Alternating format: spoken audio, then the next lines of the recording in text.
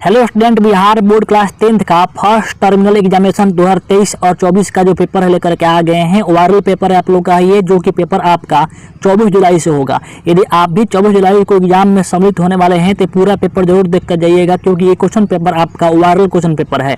तो चलिए हम शुरू करते हैं। जितने भी क्वेश्चन कराएंगे सभी क्वेश्चन को आप लोग ध्यानपूर्वक देखिएगा और याद कीजिएगा। चलिए देखते हैं यहाँ पर आप लोगों का। देखिए, जो भी स्टूडेंट है यहाँ पर क्लास 10th का 2024 में एग्जाम देंगे, उन सभी स्टूडेंट का अभी आप लोगों का 24 जुलाई का पेपर होगा। SST का वही पेपर लेकर के आए हैं जो आपका ओवरऑल क्वेश्चन पेपर है। तो इस पूरे क्वेश्चन को आप लोग को याद कर लेना है। चलिए देखते हैं यहाँ पर क्वेश्चन क्या है। यहाँ पर देखिए प्रश्न क्या बोल रहा है। फर्स्ट प्रश्न बोल रहा है, बिस्मार्क किस विद्वान की विचारधारा से प्रभावित था। यहाँ पर ऑप्शन दे रखा है, तो इसका ऑप्शन होगा बी, हीगल से क्या था वो प्रभावित था। नेक्स्ट वाला देखते हैं। बोल रहा है, इटली एवं जर्मनी वर्तमान में किस महादेश के अंतर्गत आते हैं। तो इटली और जर्मनी जो है अभी वर्तमान में आते हैं यूरोप महादेश के अंतर्गत। तो ऑप्शन सी इसका राइट आंसर हो जाएगा। आगे बढ़ते हैं। नेक्स्ट वाला बोल रहा है कि यूरोपीय सभ्यता का पालना किसे कहा जाता है। यूरोपीय सभ्यता का पालना किसे कहा जाता है। तो यूनान को यूरोपीय सभ्यता का पालना कहा जाता है। तो ऑप्शन डी इसका राइट आंसर होगा। ठीक है। नेक्स्ट क्वेश्चन देखिए, बोल रहा है कि किस देश को यूरोप का मरीज कहा जाता है। किस देश को यूरोप का मरीज कहा जाता है। तो ऑप्शन बी होगा, तुर्की को यूरोप का मरीज कहा जाता है। नेक्स्ट सवाल बोल रहा है कि लाल कुर्ती का गठन किसने किया। लाल कुर्ती का गठन किसने किया। ऑप्शन है काबूर, मेजनी, बिस्मार्क, गैरिबाल्डी। तो इसका आंसर हो जाएगा आपका गैरिबाल्डी। ऑप्शन नंबर डी इसका राइट आंसर होगा। इसका पूरा जितना क्वेश्चन पेपर है सबका PDF आपको मिल जाएगा। कहाँ से PDF लेंगे आपको अभी बताएंगे हम। PDF कैसे आप लोग डाउनलोड करेंगे। देखिए नेक्स्ट सवाल बोल रहा है कि एक्ट ऑफ यूनियन किस वर्ष पारित किया गया। एक्ट ऑफ यूनियन किस वर्ष पारित किया गया। तो ऑप्शन बी होगा, 1707 में पारित किया गया था। नेक्स्ट सवाल देखते हैं, रूस में कृषक दास प्रथा का अंत कब हुआ। रूस में कृषक दास प्रथा का अंत कब हुआ। तो इसका हो जाएगा ऑप्शन नंबर ए, 1861 में ये प्रथा का अंत हो गया था। नेक्स्ट सवाल देखिए, स्वप्नदर्शी समाज का संस्थापक कौन थे। स्वप्नदर्शी मतलब यूटोपियन समाज का संस्थापक कौन था। तो प्रथम जो आपका था वो कौन था, रॉबर्ट ओवेन था। आपको पता होगा ये। तो ऑप्शन ए को टिक कीजिएगा। ठीक है। नेक्स्ट सवाल देखिए, जितने प्रश्न आप लोगों का काफी ये आपका महत्वपूर्ण क्वेश्चन है, ये समझिए कि आपका ओवरऑल क्वेश्चन है। ठीक है।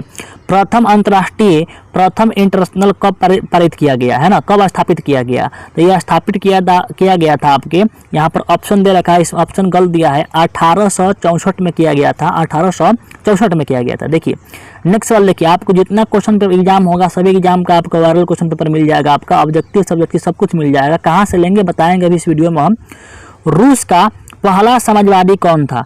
रूस का पहला समाजवादी कौन था। तो वो होगा आपके प्लेखाजो है ना, प्लेखाजो। ये कौन होगा आपका, ऑप्शन नंबर सी होगा। ठीक है। यहाँ पर देखिए टिक किया गया है, लेकिन ये गलती है। आपका कौन होगा, आपका ऑप्शन नंबर सी होगा।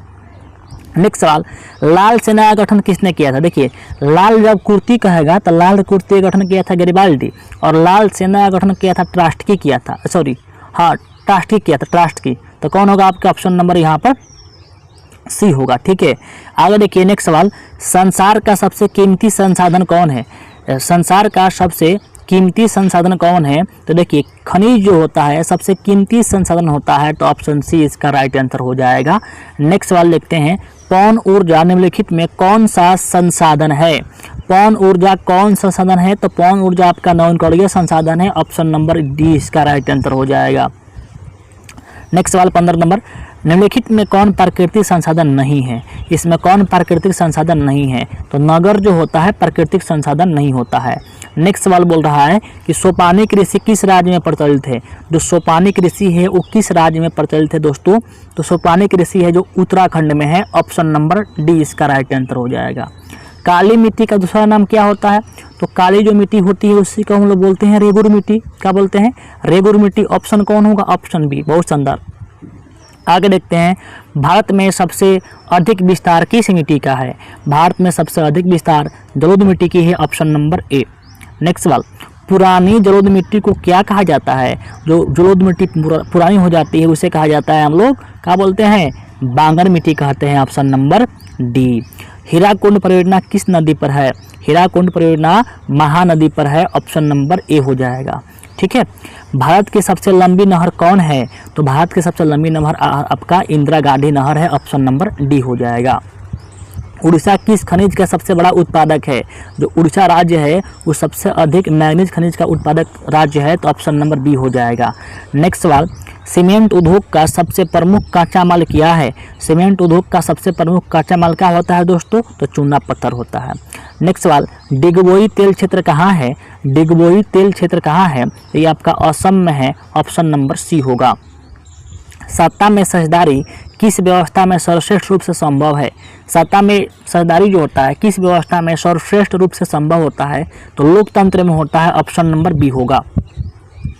भारत में महिलाओं की साक्षरता दर कितनी है? भारत में महिलाओं की साक्षरता दर कितनी है? तो वर्तमान में तो अभी 65% है, लेकिन अभी बुक आपका पहले के बुक में दिया है कितना परसेंट? तो आपका 54%, तो ऑप्शन नंबर सी कीजिएगा।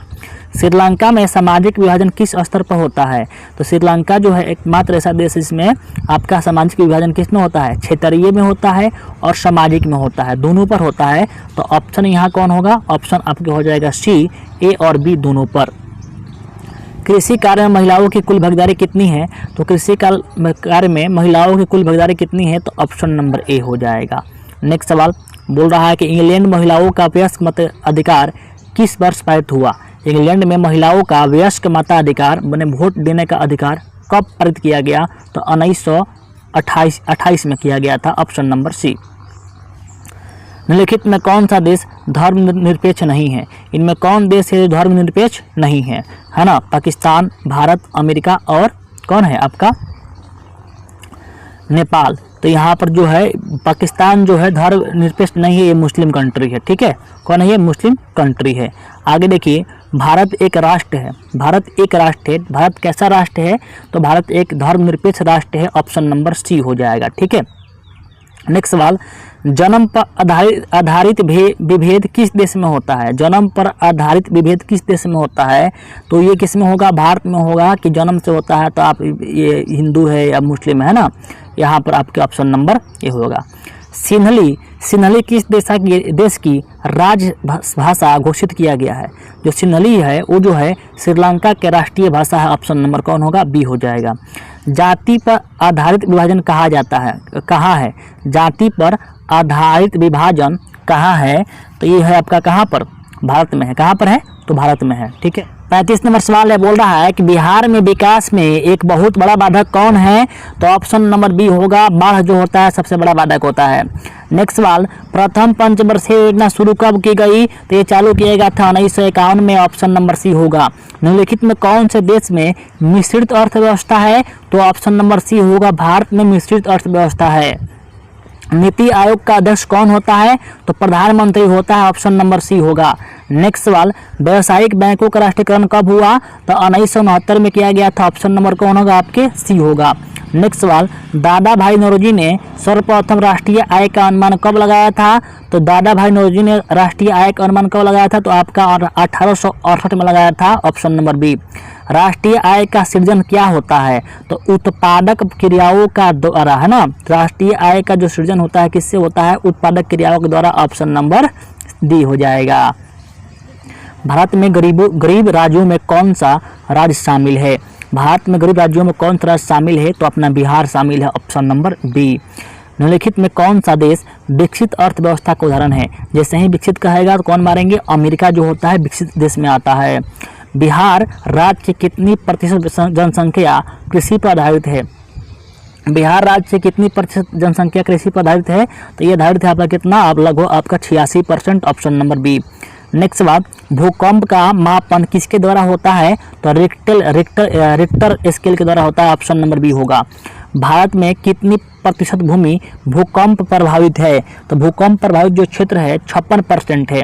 नेक्स्ट सवाल, 26 दिसंबर 2004 को विश्व के किस हिस्से में भयंकर सुनामी आया था? तो यह आया था बंगाल की खाड़ी में आया था, ऑप्शन नंबर डी आएगा।